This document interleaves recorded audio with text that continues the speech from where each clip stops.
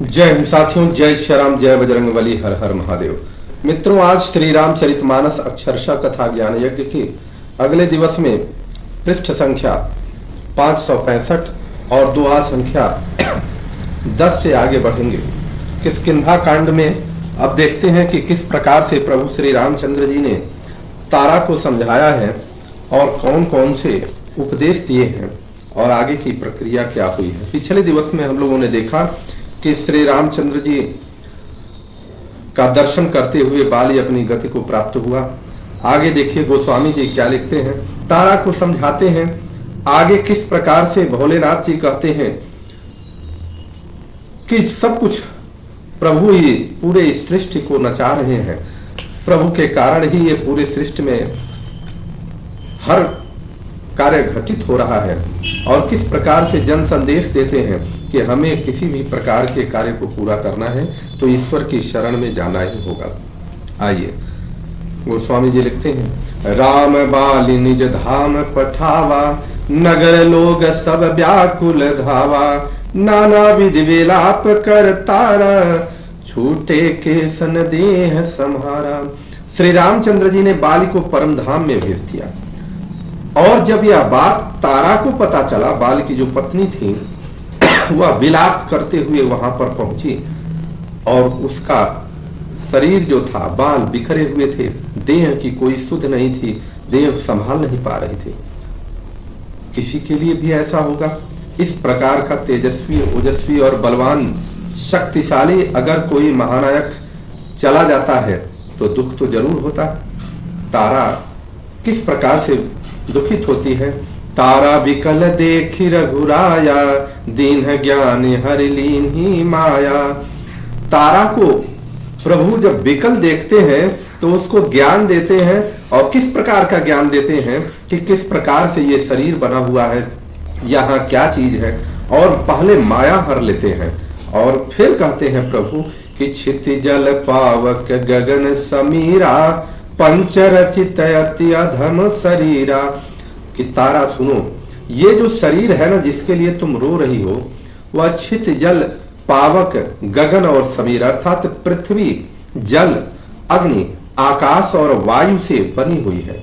इसका कोई मतलब नहीं है, पांचों तत्वों से बना हुआ है।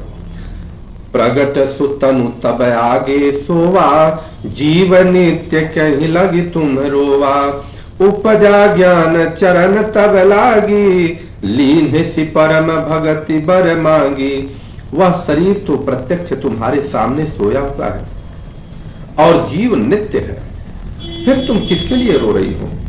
जब ज्ञान उत्पन्न हो गया तब वह भगवान के चरणों में लगी। जब प्रभु ने विभिन्न प्रकार से शरीर की परिभाषा बताया कि जीव तो नित्य है और ये शरीर तो मिथ्या है और इसके लिए तुम रो रही हो। ज्ञान के प्रकट होने पर प्रभु के चरण में वह प्रणाम करती हुई शरणागत होती है और उस प्रकार से क्या कहती है, उमा दारू जो भी। देखिए अब भोलेनाथ कहते हैं कि उमा दारू जो शित की नाही, सब ही नचावत राम गोसाई।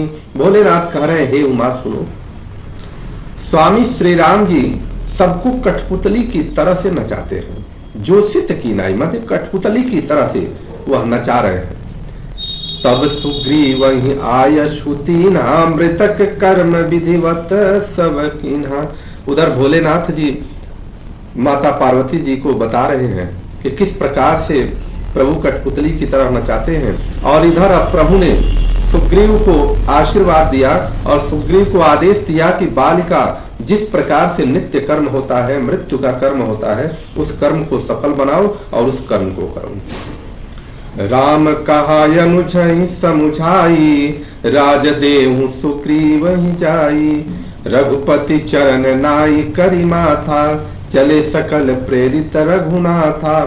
तब श्री रामचंद्र जी ने छोटे भाई लक्ष्मण जी को समझा करके भेजा कि तुम जाकर के सुग्रीव को राज्य दे दो। इसका अर्थ स्पष्ट है कि प्रभु राम जी ने बाली को मारा था तो नियंत्रण राज्य तो प्रभु का हुआ, परंतु मित्रता का भाव था सुग्रीव के साथ। तो प्रभु ने लक्ष्मण से कहा जा करके उस राज्य को सुग्रीव को दे दो, और देना तब माना जाता है जब तुम खुद जाकर के राज्याभिषेक कर दोगे। लक्ष्मण जी वहां से चलते हैं। श्री रघुनाथ जी की प्रेरणा से सभी लोग आगे बढ़ते हैं। लक्ष्मण तुरत बुलाए पुरजन विप्र समाज, राजुदीन सुग्रीव कह अंगद कह जुबराज। लक्ष्मण जी ने तुरंत ही सब नगरवासियों को और ब्राह्मणों को बुलाया, और बुलाने के पश्चात उसने सुग्रीव को, लक्ष्मण जी ने सुग्रीव को राजा बनाया और अंगद को युवराज का पद दे दिया। देखिए, अब युवराज का पद और राज का पद, इसको समझने की बात। यहां किसी भी प्रकार का क्लेश न हो बाद में। कहीं अगर पता चले कि सुग्रीव का पुत्र कहीं आए भविष्य में, तो वो कहे कि मैं इस राज्य का युवराज हूं और मैं राजा बनूंगा, इसको सबसे पहले ही लक्ष्मण जी और प्रभु श्री रामचंद्र जी ने क्लेश को ही मिटा दिया और उन्होंने अंगद को युवराज बना दिया, अर्थात सुग्रीव के बाद राजा अंगद ही होंगे। उमा राम समहित जग माही, गुरु पितु मातु बंधु प्रभु नाही, सुर नर मुनि सब कह यह रीति, स्वार्थ लागी करहि सब प्रीति। हे उमा, हे पार्वती, राम सब हित जग माही, जगत में श्री राम के समान हित करने वाला गुरु, पिता, माता, बंधु और स्वामी कोई नहीं है। अर्थात इस सृष्टि में केवल और केवल हित करने वाले हैं तो प्रभु राम जी हैं, और राम जी ही सबका हित करते हैं। देवता, मनुष्य और मुनि सबकी यही रीति है कि स्वार्थ के लिए सब प्रीति करते हैं। जब उनका स्वार्थ सिद्ध हो जाता है तो उनका प्रीति समाप्त हो जाती है, परंतु राम जी ऐसा नहीं करते। राम जी अपने भक्तों से प्रीति करते ही हैं। बाली त्रास व्याकुल दिन राति, तन बहु छन चिंता जर छाती, सोई सुग्रीव कीन्ह कपिराऊ, अति कृपाल रघुवीर सुभाऊ।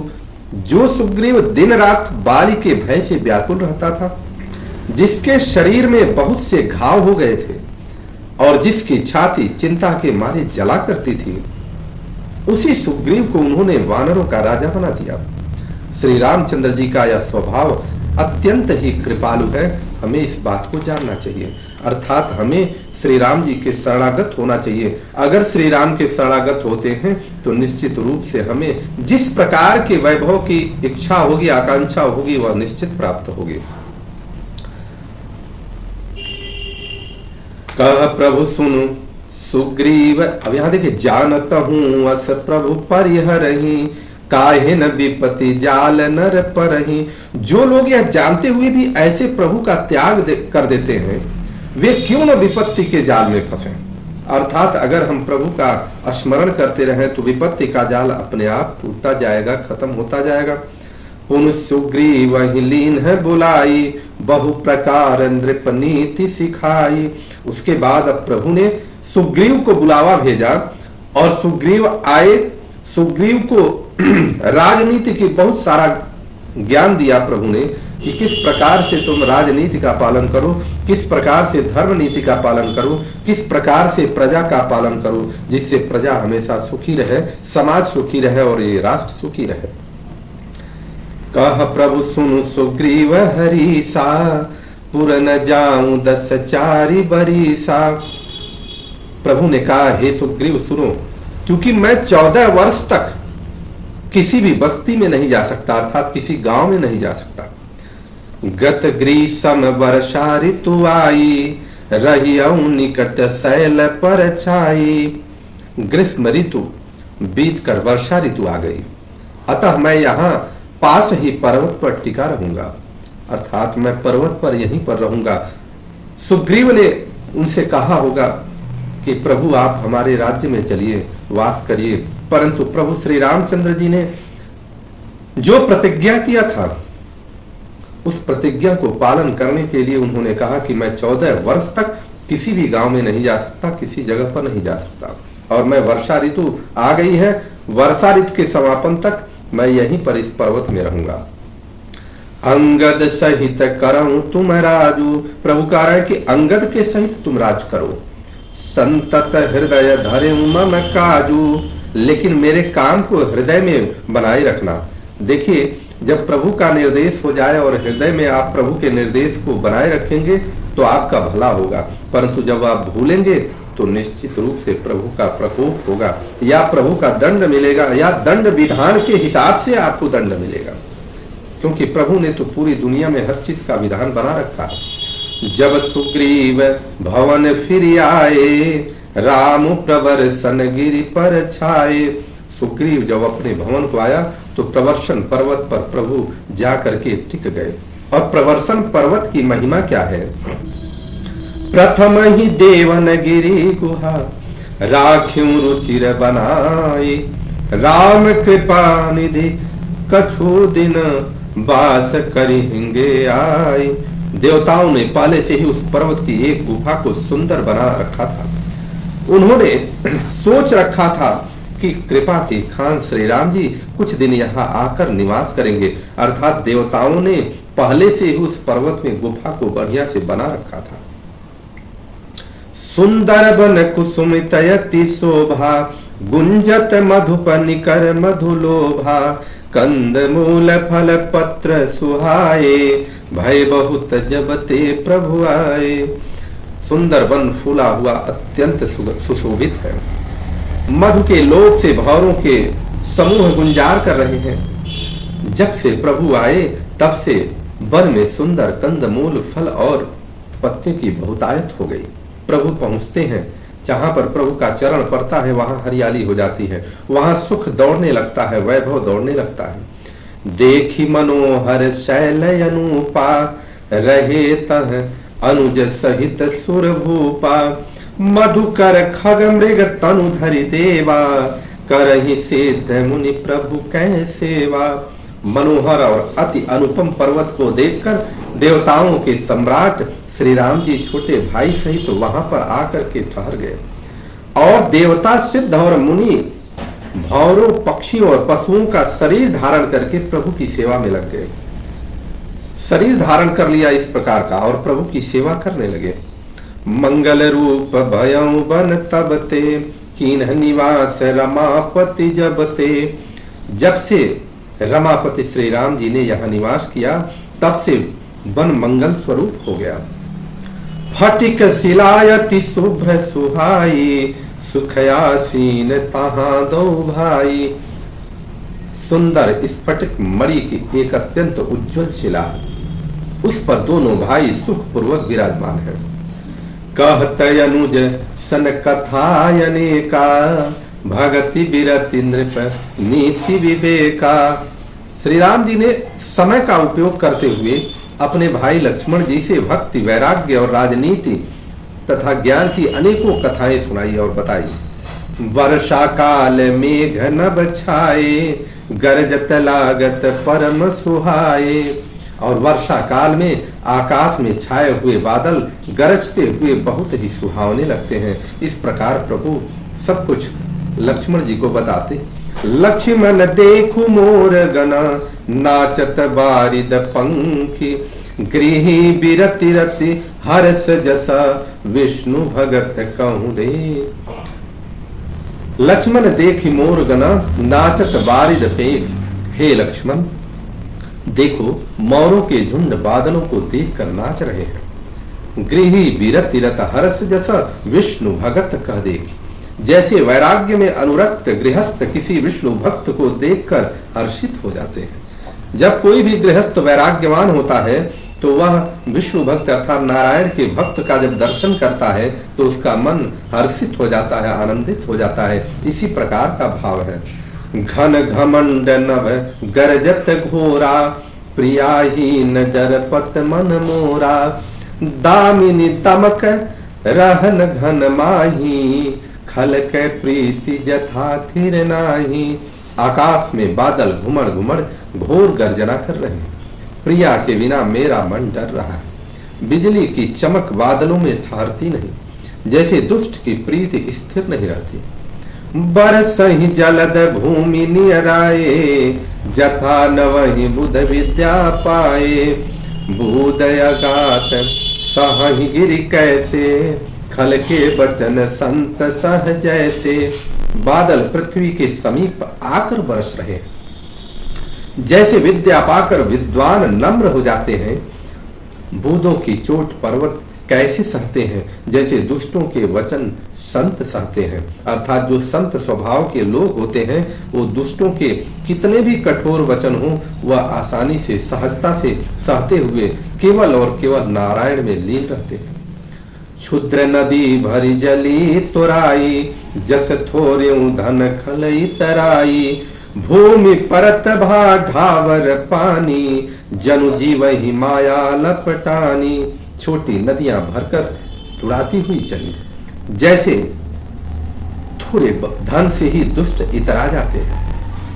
पृथ्वी पर पड़ते ही पानी गदला हो गया, जैसे शुद्ध जीव के माया लिपट गई। जब पानी पृथ्वी पर पड़ता है तो थोड़ा सा गंदा दिखने लगता है, जैसे उसी प्रकार से जिस प्रकार से किसी भी जीव के ऊपर जब माया का प्रभाव होता है तो वह दूसरे प्रकार का व्यवहार करने लगता है। समिति समिति जल भरहि तलावा, जिमि सद्गुण सज्जन पहियावा। जल एकत्र होकर तालाबों में भर रहा है, जैसे सद्गुण सज्जन के पास चले जाते हैं। प्रभु लक्ष्मण जी को समझा रहे हैं, सारा विवरण दे रहे हैं, और लक्ष्मण जी बहुत ध्यान मग्न होकर के प्रभु के द्वारा निर्देशित बात को सुन रहे हैं। सरिता जल जल निधि महु जाई, होई अचल जिमि जीव हरि पाई। नदी का जल समुद्र में आकर वैसे ही स्थिर हो जाता है, जैसे जीव श्री हरि को पाकर अचल हो जाता है, अर्थात आवागमन से मुक्त हो जाता है, जीव की सदगति हो जाती है। हरित भूमि तृण संकुल, समुझि परहि नहीं पंथ। अजिमि पाखंड बाधते, गुप्त होहि सदग्रंथ। पृथ्वी धाम से परिपूर्ण होकर हरि हो गई है, जिससे रास्ते समझ नहीं पड़ते, वैसे पाखंड मत के प्रचार से सदग्रंथ लुप्त हो जाते हैं। उसी प्रकार से रास्ते अब दिखाई नहीं दे रहे हैं। लक्ष्मण जी को प्रभु श्री रामचंद्र जी वहां का सुंदर वर्णन कर रहे हैं, वर्षा ऋतु का वर्णन कर रहे हैं। इस प्रकार से हमें प्रभु के शरणागत होना चाहिए। हमारे प्रभु सब कुछ ठीक करते हैं, सब कल्याण करते हैं। बोलिए श्यापति रामचंद्र की जय, माता जानकी की जय, लखन भैया की जय, हनुमान जी महाराज की जय, गणेश जी भगवान की जय, माता पार्वती की जय। हर